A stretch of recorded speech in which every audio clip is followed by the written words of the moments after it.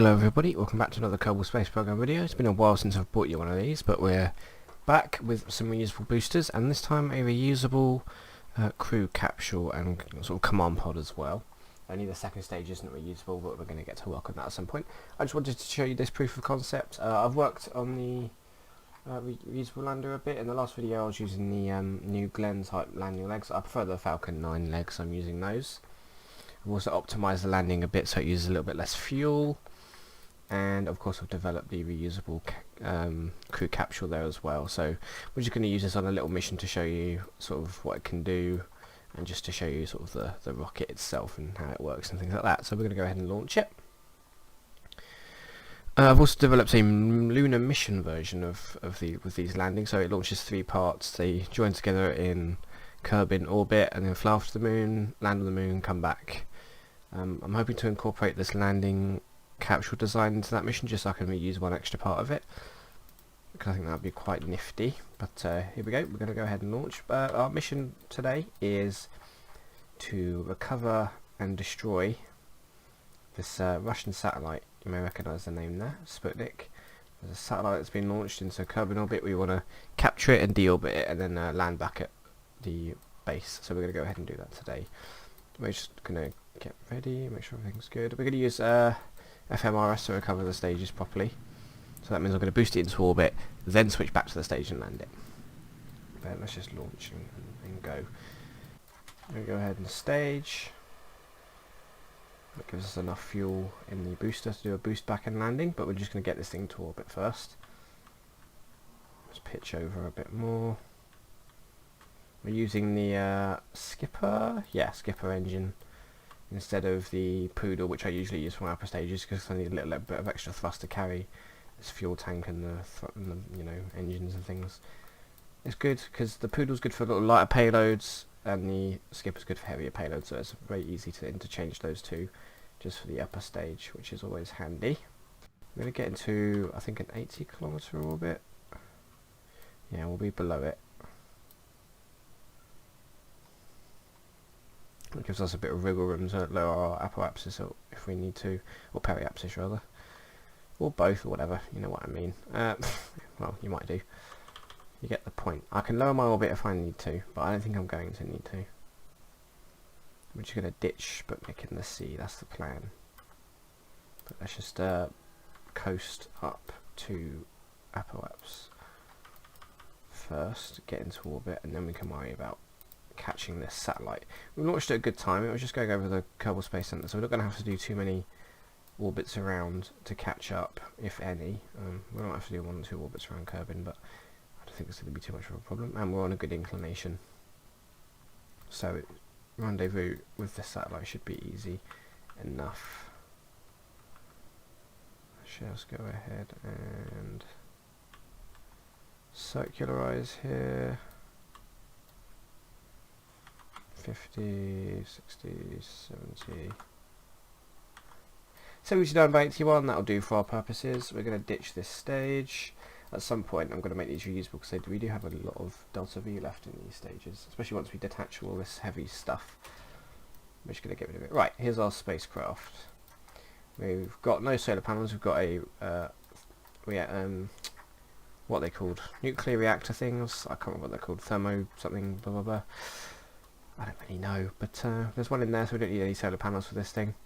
It's in the sort of trunk here where I keep some fuel, some oxidizer and all that fun stuff in the trunk, and then we've got our main fuel tank there as well. We've also got emergency parachutes in case I need them, but I'm planning to not use them, but I've got them on just in case I need to deploy any chutes last minute, although I shouldn't need to. It may come to that. We're just going to put them in their own thing as well, so we don't accidentally open the trunk if we try and deploy our parachutes. I'm not going to go back to the space. Oh, actually, what am I doing? I need to land this. We're going to land the booster. We forgot to do that. We're going to go ahead and do that. That's fine. We land the booster, then we're going to catch up with the satellite. Let's not jump ahead of ourselves here. Right, here's the booster. If you've watched my last reusable boosters video, you'll get a gist of what I'm doing here. But we turn around, do a boost back burn and land. Except I've got a slightly different approach this time. I've turned off auto gear because I found that was changing my velocity. during the burn, so I'm doing the gear myself, and I've just optimised it a bit so I can activate it at a much lower altitude and have a much smoother landing as well. But I'm still using TCA, still recommend it. I think it's a fantastic mod myself, so that's why I'm using it. That should do. Just going to make sure auto gear's off, yep. Land ASAP. We want -10 for now, just so we're going at a reasonable downward speed if we happen to activate the thing too early. You want to switch that for land. There's a new feature. You can now see your distance above land or sea, which is handy. Which means I don't have to be checking altitude terrain, which is a bit harder to see. There's a big number up there that gives it away more easily, so that's handy. We just line up with this, and then we do a bit of waiting. So reusable boosters, as you already know, are just boosters you send back. They land again, and then you can obviously refurbish them or just stick them back on the launch pad, fill them back up again, and off they go. They're very cost saving. With this particular setup, the real cost to launch is like something like 180,000 Kerbin bucks, or whatever the hell the currency is called in this game. Once you've recovered all the stuff, it goes down to about 8,850, I think it was. I believe I calculated. So near enough. So less than 10 grand of Kerbin bucks once you've recovered all of the things that can be recovered, which is pretty dang good, if I do say so myself. I mean, it's like orbital launches are dirt cheap, and you can get a lot of hardware up as well with this booster because it's quite versatile. Like when I send these up, see that the thrust limit is not even on full, which means there is room for heavier payloads, which I've used in my moon missions. So, although I did have to use SRBs to help with that one, but they're cheap as chips anyway, so it's not really a problem. We're going to go ahead and activate our air brakes now, and then just get ready to land. So I released the gear about 2 kilometers up, and then about 600 meters above ground I'll activate the engines, is what I usually go for, give or take. Obviously I'm not a computer, so I can't do this myself, and I've not learnt KOS. I've seen a lot of cool booster landing videos using the Kerbal Operating System script mod, which is very cool, but I do want to learn that, but it seems like a lot of information to take in. But I'm sure I'll give it a go at some point because it is very interesting. Right, we're going to open the gear in a minute, about now. Let's do it. And then 10, 9, 7, now. There we are.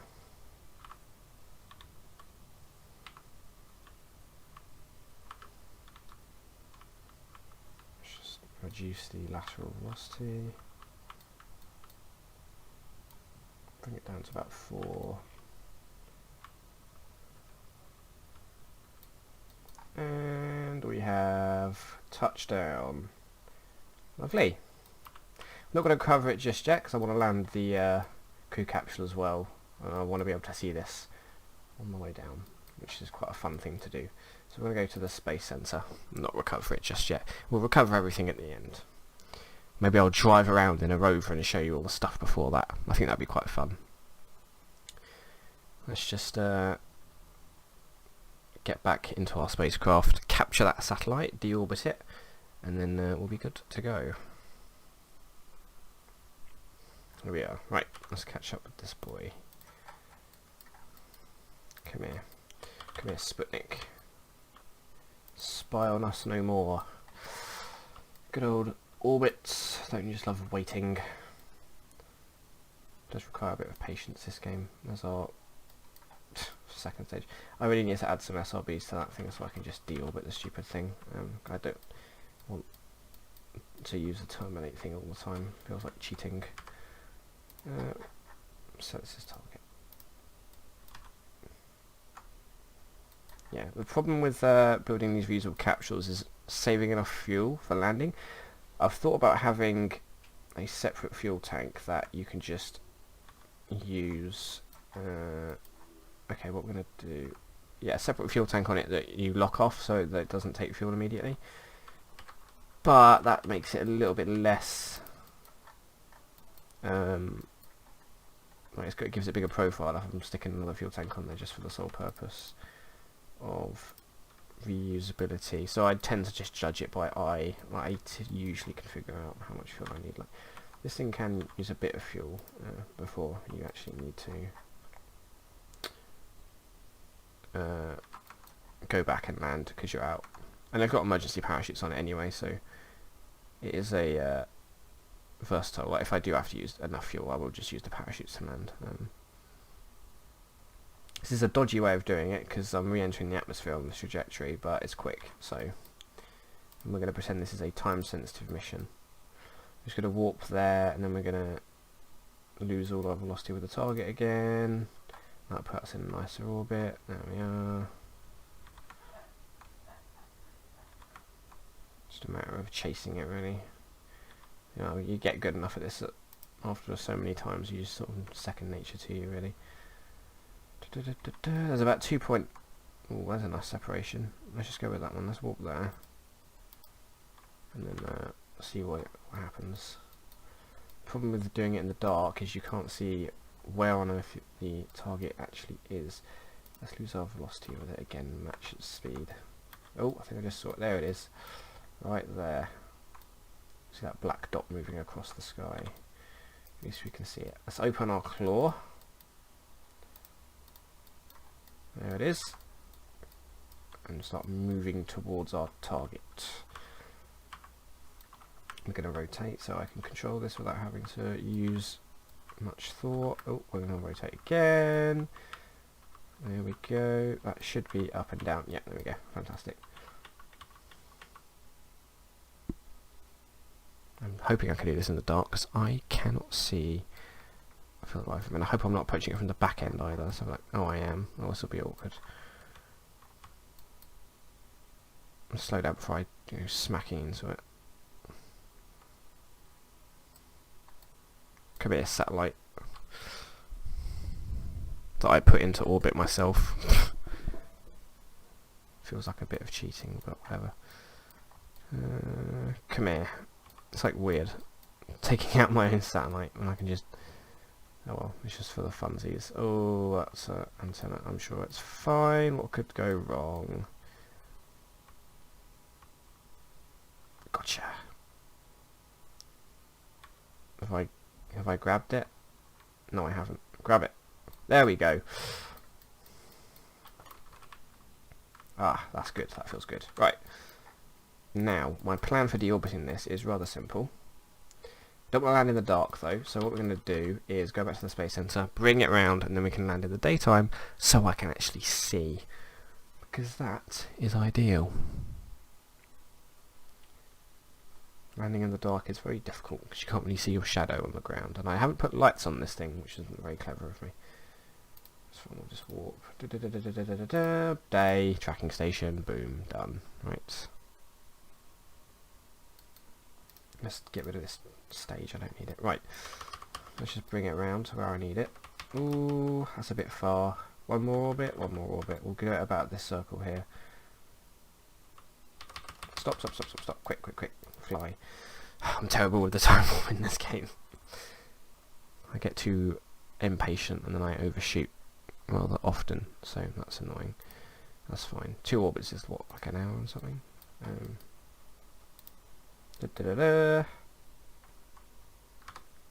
So the plan is to do this. I'm going to ditch it in this part of the sea here. Actually, we'll just do it here. Ditch it there. So then we want to point downwards. Let's release it downwards. Like this. Disarm. Off it goes. Then we're going to complete our retrograde burn because we haven't finished it yet. Excuse me. And then we want to just bring it in. I'm going to use RCS to fine tune this. Ooh, sugar.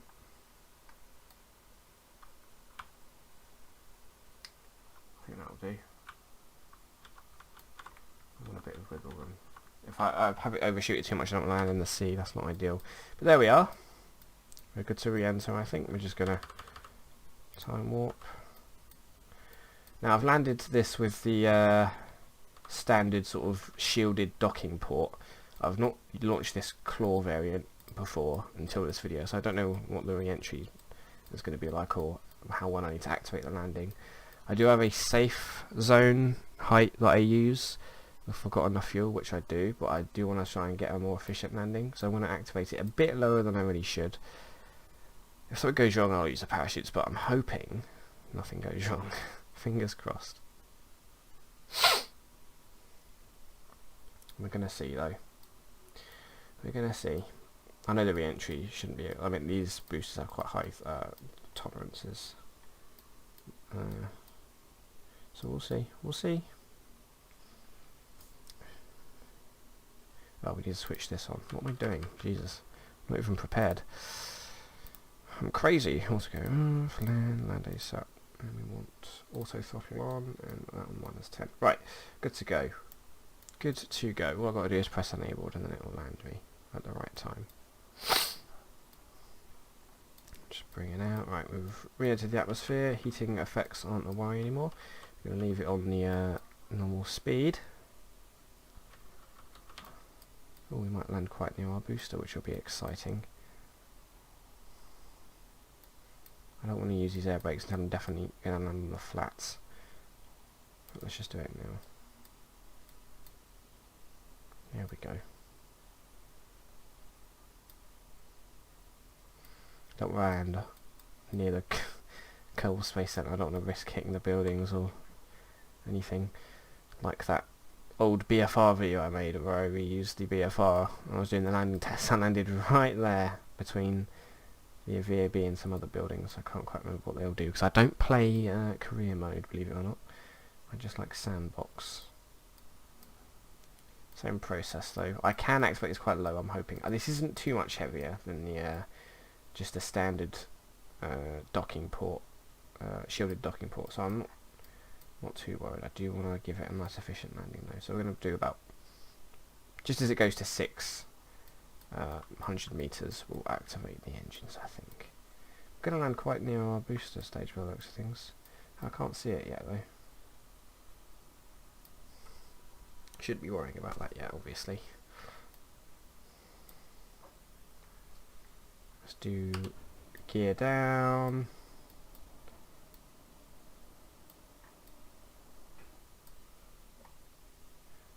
Seven. Now. Oh, perfect. Could be better, but I'm happy with that. I can't, where's my booster stage? Did I recover it by accident, or am I just being really blind? We'll have a look when we get out of this mode.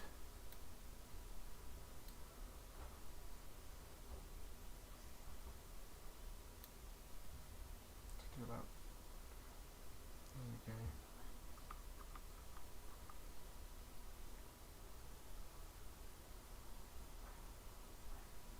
There we go. Nice and easy. Pop. There we are. Put that back in, disable that, turn off the navigation systems. Right, where's my booster stage? Have I recovered it by accident like a numpty? Or is it like time warp exploded it? Let's find out. Did I click recover vessel by accident? Maybe I did that. We'll go back and have a look. But for now, let's go to the Space Center. See if it's on our little view here, the menu. Let's see if it's here. And I'm just being blind. That usually is the case. I've got the funny feeling it's exploded. Yes, maybe I clicked recover vessel by accident. Oh well, we landed both of them. Yeah, I must have recovered it. Is this re-entered yet? No, let's watch that since it hasn't yet. This will be fun. This is our finale. This is the fruits of our labour. I think I clicked recover vessel now on second thoughts. Oh well. Oh, well that was quick, wasn't it? That's what we aim to do though, so I suppose that went about as well as I could have. Well, I hope you enjoyed that video. I'll see you in the next one, and hopefully it's a rocket update video. My friend's got a new filament, so we're going to print the parts soon. I'll just show you how it fits all together and things, and and some more code, because I've got to add a bit more code. But other than that, it's pretty much ready to go. I just need to order some motors and things. But yeah, that should be the next video if I don't make one before that. I'll see you next time. See you later. Bye.